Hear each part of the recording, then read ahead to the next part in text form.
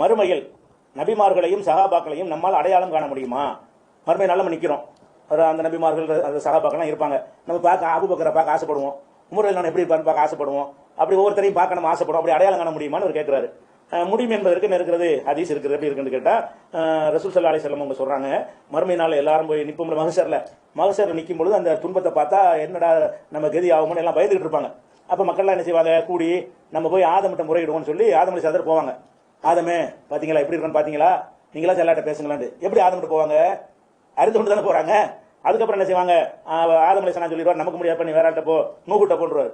நூகு நபிட்ட எதிர்த்து நூகுட்ட போங்கன்னு அவங்கள்ட்ட வந்து நூகு நபி இந்த மாதிரி இருக்கு, நீ எல்லாரும் கொஞ்சம் பரிந்துரை பண்ணுங்க, ரொம்ப கஷ்டமா இருக்கு, மகச விசாரணை நாளுடைய கொடுமை வந்து அதிகமா இருக்குங்கிறாங்க. அவர் இப்ராஹிம் கிட்ட போங்கன்றாரு.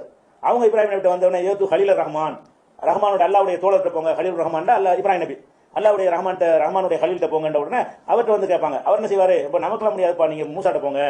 மூசாட்ட சொல்லி விடுறாரு, எதிர்த்து மூசா. அப்ப மூசாட்ட எதுக்கு சொல்றேன்னு கேட்டா, ஒவ்வொரு நபியை சொல்லும்போது கரெக்டாக போயிடுறாங்க பாருங்க. ஆதமிட்ட போறாங்க, நீ இப்போ இப்ராஹிம் பண்ண உடனே தேடி பிடிச்சி கரெக்டாக கண்டுபிடிச்சிடறாங்கல்ல. இப்ராஹிம் நபி வந்து மூசாட்ட போங்கிறாரு, எல்லாம் மூசாட்ட வந்துடுறாங்க. மூசா சொல்லணும் ஈசாட்ட போங்கிறாங்க, அவர் வந்துடுறாரு. அப்புறம் ரசூல்லாட்ட போது ரசூல்லாட்ட வர்றாங்க.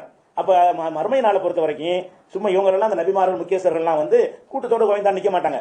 அவங்க எல்லாம் எப்படி நிற்பார்கள் என்று கேட்டால், அந்த சமூகத்தை தலைமை தாங்கி நிற்பார்கள். ஒவ்வொரு சமுதாயத்தையும் அதன் தலைவர்களோடு நம்ம அழைக்கும் தான் அல்லாஹ் சொல்றான். 17வது சூராவுல 71வது வசனத்துல, யௌம நதுவு குல்ல உனாசின் பி இமாமிஹிம், ஒவ்வொரு மனித சமுதாயத்தை இமாம்கள் அவங்க இமாமோட தான் அழைக்கும். அப்ப நூஹ் நபி அந்த சமுதாயத்தில் ஒரு ஆளா ஒளிஞ்சிட்டு இருக்க மாட்டாரு.